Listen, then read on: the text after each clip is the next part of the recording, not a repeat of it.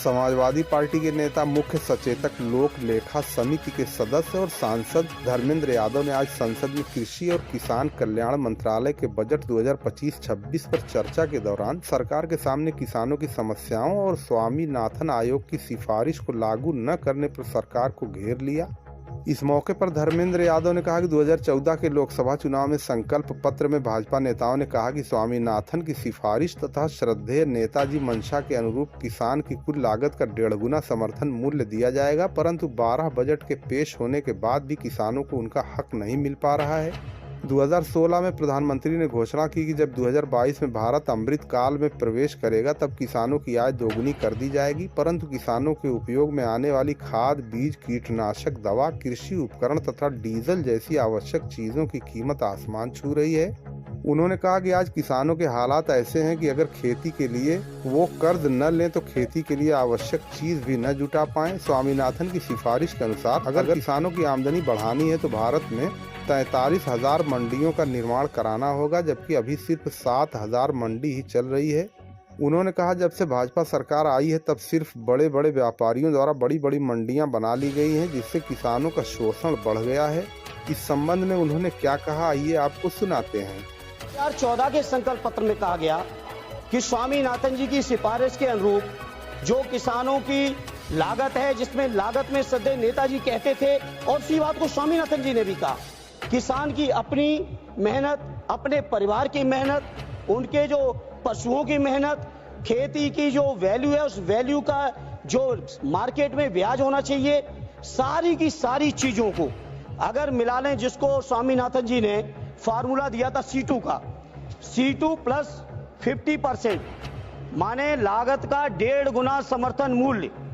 14 का वादा है आपके चुनावी घोषणा पत्र का मंत्री जी,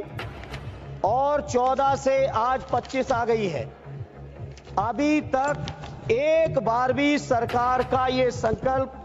12वां बजट पेश हो गया है। 11 साल आपने पूरे कर दिए।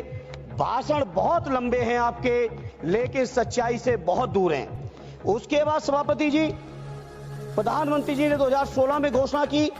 कि 2022 में आने वाले अमृतकाल में जब भारत प्रवेश करेगा तो उस प्रवेश के समय किसानों की आमदनी को हम दूना कर देंगे। मैं नहीं समझ पा रहा हूं, माननीय कृषि मंत्री जी, आप बहुत अनुभवी हैं,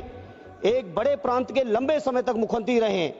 जहां किसानों की इस्तेमाल की सारी चीजों का मूल्य आपने बढ़ा दिया। आपने खाद का दाम लगातार बढ़ाया, बिजली में आपने कोई सब्सिडी दी नहीं, कीटनाशकों का दाम बढ़ा दिया गया, किसान के इस्तेमाल के डीजल के दाम बढ़ गए, ट्रैक्टर, थ्रेसर से लेके जितने भी आपके चीजें इस्तेमाल होती है खेती किसानी में, सारी चीजों का दाम बढ़ा दिया। लेकिन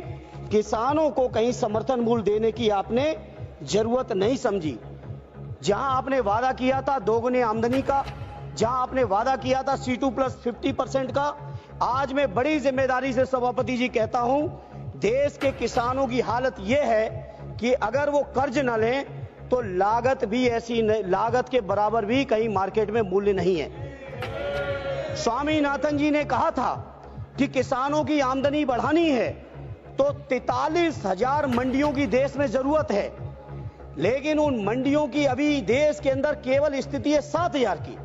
और जब से एनडीए की सरकार आई है 11 साल से, मैं पूछना चाहता हूं मंत्री जी, जवाब दे दीजिएगा,